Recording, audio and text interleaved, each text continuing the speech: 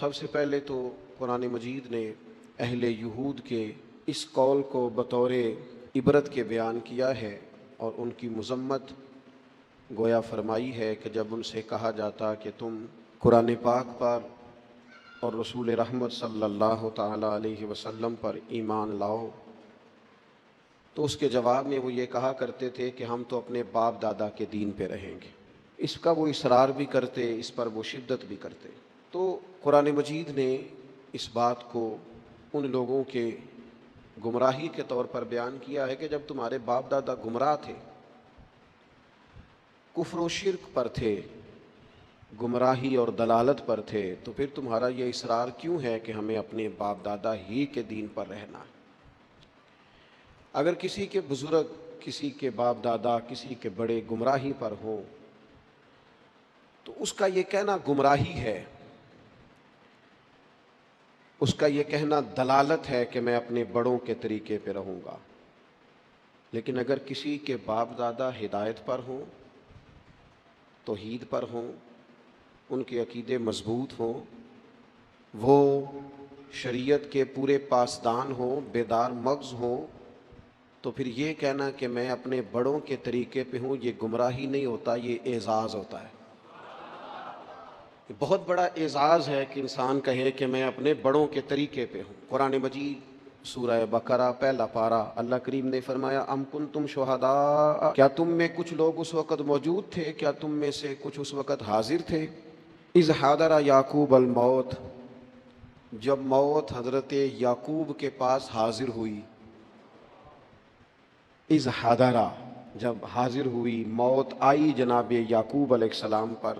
اذ قال لبنیہ، تو انہوں نے اپنے بیٹوں سے فرمایا ما تعبدون من بعدی، میرے بعد کس کی عبادت کرو گے؟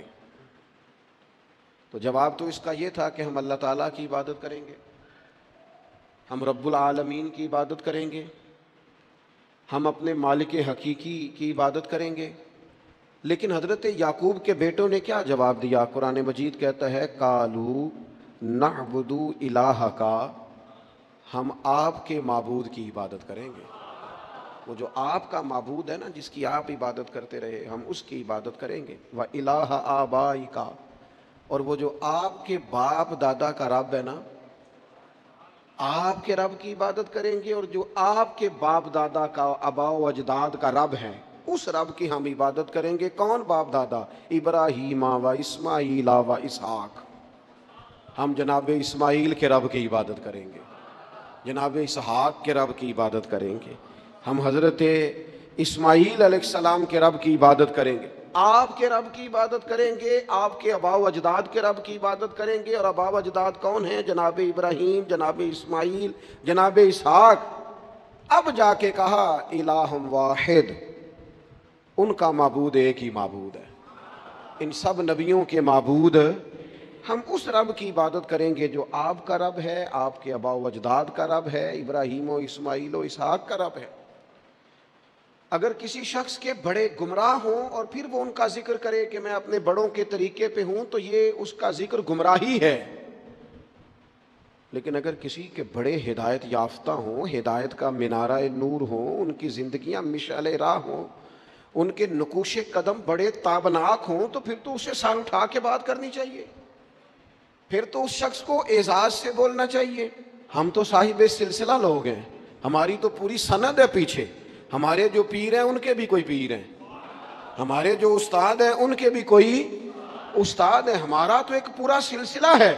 اور فاضل بریلوی اس سلسلے کو اس طرح بیان کرتے ہیں، فرماتے ہیں تیرے غلاموں کا نقش قدم ہے راہ نجات، وہ کیا بھٹک سکے جو یہ سراغ لے کے چلے۔